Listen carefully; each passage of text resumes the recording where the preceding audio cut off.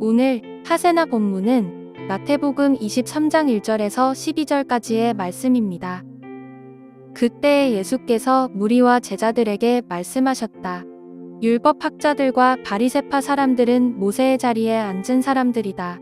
그러므로 그들이 너희에게 말하는 것은 무엇이든지 다 행하고 지켜라. 그러나 그들의 행실은 따르지 말아라. 그들은 말만 하고 행하지는 않는다.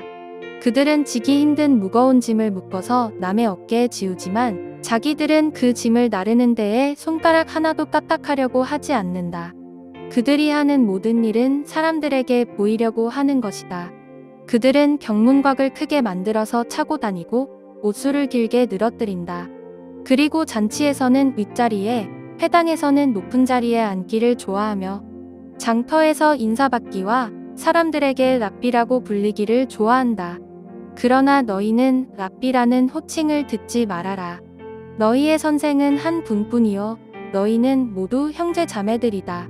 또 너희는 땅에서 아무도 너희의 아버지라고 부르지 말아라. 너희의 아버지는 하늘에 계신 분 한 분뿐이시다. 또 너희는 지도자라는 호칭을 듣지 말아라. 너희의 지도자는 그리스도 한 분뿐이시다. 너희 가운데서 으뜸가는 사람은 너희를 섬기는 사람이 되어야 한다. 자기를 높이는 사람은 낮아지고 자기를 낮추는 사람은 높아질 것이다. 오늘 하세나 묵상을 통해 예수님께서 율법학자들과 바리새파 사람들을 어떻게 평가하고 계시는지에 대해 주목할 필요가 있습니다. 23장은 마태가 마태복음서의 뼈대로 삼은 5번에 걸친 예수님의 가르침 중에서 마지막 가르침이 시작되는 곳입니다. 첫 번째 예수님의 가르침은 5장에서 7장으로 산상수훈이고요. 두 번째는 10장에서 12제자를 보내주시며 주신 가르침이고, 세 번째는 13장으로 천국에 대한 비유입니다. 네 번째는 18장에서 예수님의 가르침을 지키며 공동체로 살아가는 것에 대한 가르침입니다. 그리고 산상수훈과 균형을 이루는 또 하나의 긴 가르침이 23장에서 25장으로 23장은 이스라엘의 지도자들에 대한 경고의 말씀이고요.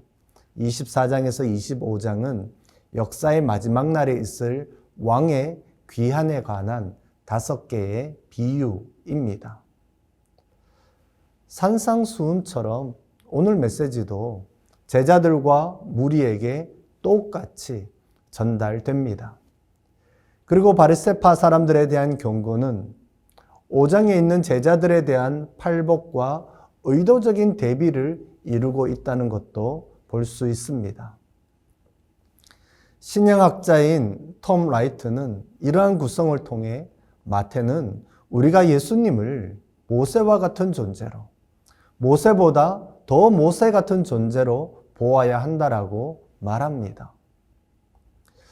율법학자들과 바리새파 사람들은 성경을 해석하는 자신들의 전통이 모세의 가르침에 기초하고 있다고 믿었습니다. 또한 자신들은 자기 시대를 위한 모세의 후계자라고 자처했습니다. 그래서 2절에 보면 율법학자들과 바리새파 사람들이 모세의 자리에 앉은 사람이라고 표현을 할 때에 모세의 자리는 모세의 율법을 해석하는 책임을 가진 사람들의 가르침과 권위를 표현하는 것입니다. 오늘 본문은 마가복음 12장과 누가복음 11장에도 기록되어 있는데요. 마태는 마가나 누가보다 더 논쟁을 강조하고 있습니다. 이렇게 하는 이유는 시리아 팔레스타인에 사는 마태의 독자들이 부딪히는 주요 적대 세력인 율법학자와 바리새파 사람들 때문입니다. 여기서 바리새파 사람들이 비난받는 이유가 몇 가지 있는데요. 첫 번째는 3절에 보면 그들은 자신이 말하는 것을 행하지 않기 때문입니다.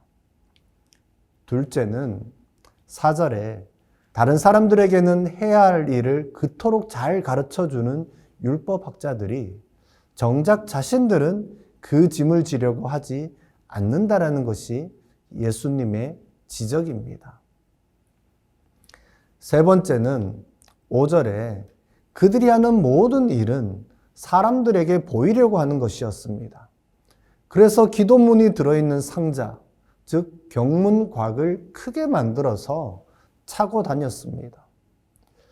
이렇게 함으로써 누구나 쉽게 볼 수 있도록 했고 이것은 경건의 표시로 여겨졌습니다.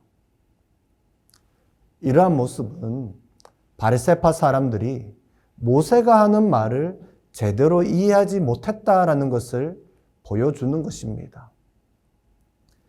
네 번째는 6절에서 10절인데요.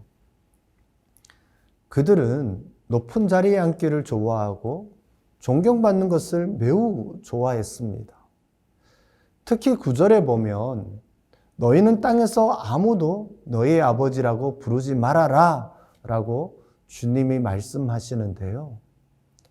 랍비들에 대한 또 다른 경칭으로 아버지가 있었습니다. 랍비들은 제자들을 자녀라고 불렀으며 권세와 명예 면에서 제자들보다 탁월한 수준에 있는 것으로 인정되었습니다. 그러나 예수님은 그리스도인은 모두 동료일 뿐임을 지적하시면서 하나님 아버지만이 절대적인 존경을 받을 자격이 있다고 말씀하는 것입니다. 사실 사람들에게 인정받으려 하는 것은 자기의 온 마음과 목숨과 뜻을 다해 사랑해야 할 하나님을 대신하는 그들의 신이었습니다. 마지막 다섯째로 11절에서 12절을 보면 그들은 사역에 대해 오해했던 것 같습니다. 그들은 사역을 섬기는 기회로 보지 않고 높은 자리에 앉음으로 인정받고 권위를 행사하고 싶어 했던 것 같습니다. 종합해 볼 때 우리는 여기서 바리새파 사람들 자체가 문제가 아니라 그들의 이중적인 태도가 문제라는 것을 바로 보아야 합니다. 2절을 보면 예수님도 바리새파 사람들과 율법학자들이 갖는 기능에 대해서는 인정합니다. 중요한 것은 이들의 태도이자 삶의 내용인 것이죠. 바리새파 사람들이 보여준 이중적인 삶의 태도는 어느 시대에나 그러한 사람들이 있었고 오늘날에도 마찬가지로 그러한 사람들이 있습니다. 특별히 교회에서나 사회에서, 가정에서 지도자의 위치에 있는 사람들이 더욱 주의를 기울여야 하는 부분이 바로 이것입니다. 오늘 또 하나님은 온전한 그리스도인, 즉 겉과 속이 같은 사람을 찾으십니다. 진실로 섬기는 사람을 찾으십니다. 오늘 하세나를 통해 발견한 하나님은 어떤 분이신가요?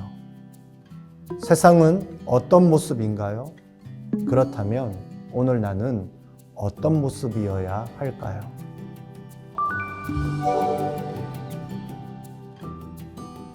이번 주 하시조는 이웃을 향해 드리는 시간의 11조입니다. 이번 주 먼저 만나는 이웃을 향해 먼저 인사해 보세요. 두 번째로 생활소음을 줄이기 위해 밤에 가전제품 사용을 줄여보세요. 셋째로 엘리베이터나 길에서 작은 배려 하나 실천해 보세요. 네 번째로 생각나는 이웃 한 사람의 이웃을 떠올리며 기도해 보세요. 다섯째로 누군가의 이야기를 끝까지 경청해 주세요. 그리고 감사하거나 미안한 마음을 말로 표현해 보세요. 오늘의 아시죠? 함께 하시죠?